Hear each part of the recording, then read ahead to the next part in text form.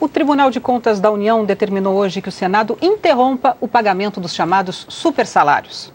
Por 4 votos a 2, o TCU decidiu que o Senado tem 30 dias para acabar com os supersalários de servidores. Uma auditoria feita em 2009 descobriu que 464 funcionários ganham acima do teto constitucional, que é o salário de um ministro do Supremo Tribunal Federal, hoje de R$ 28 mil.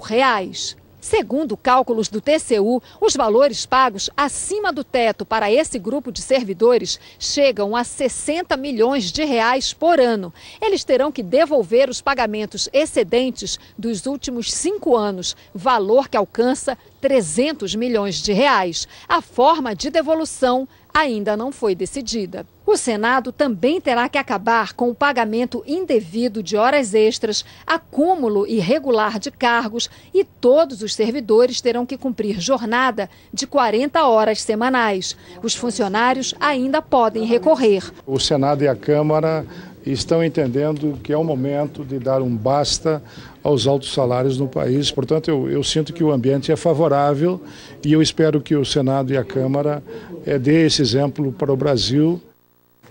O presidente do Senado, Renan Calheiros, afirmou que irá adequar imediatamente os salários da Casa ao limite constitucional. No mês passado, o TCU já havia determinado o fim dos supersalários na Câmara dos Deputados.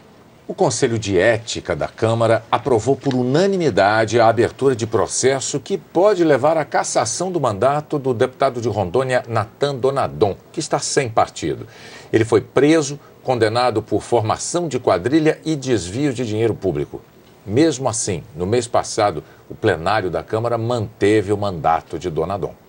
No Conselho de Ética, o relator do caso foi direto. A existência de um parlamentar presidiário afeta de forma negativa a imagem da instituição Câmara dos Deputados. O processo foi aberto a partir de uma representação do PSB apresentada depois da sessão do plenário da Câmara que manteve o mandato de Natan Donadon no mês passado.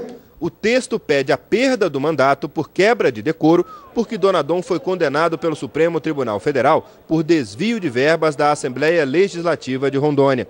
Além disso, diz que ele votou contra a própria cassação, o que é proibido pelo regimento interno, e saiu algemado da Câmara, o que teria afetado a imagem da casa. Agora, Natan Donadon, que está preso em regime fechado e com mandato suspenso, terá 10 dias úteis para apresentar a defesa. Se o Conselho de Ética aprovar o pedido de cassação do mandato, o processo seguirá para análise do plenário, onde o futuro de Donadon será novamente decidido. O Brasil amanheceu nesta quarta-feira com um total de 32 partidos políticos. Ontem à noite, o Tribunal Superior Eleitoral autorizou a criação de 2 que já poderão participar das próximas eleições em 2014. O PROS, Partido Republicano da Ordem Social, e o Solidariedade. Cientistas chineses conseguiram criar um nariz artificial para transplantá-lo num paciente. Agora, a novidade é o lugar onde esse órgão foi criado. Foi na testa do paciente de 22 anos, que sofreu um acidente de carro no ano passado. O procedimento começou há 9 meses e teve como base parte da cartilagem de uma costela. Os médicos dizem que o nariz será transplantado para o lugar certo em breve. Aqui no Brasil, o número de transplantes no primeiro semestre deste ano caiu 6% na rede pública na comparação com o mesmo período do ano passado. Mas, de acordo com o balanço divulgado hoje pelo Ministério da Saúde, o número de pessoas na fila de espera por um transplante teve uma redução de 20 mil. Nos últimos 10 anos, o número de doadores mais que dobrou.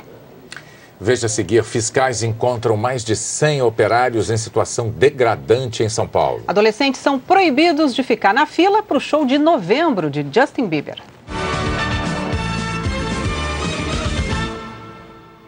A Toyota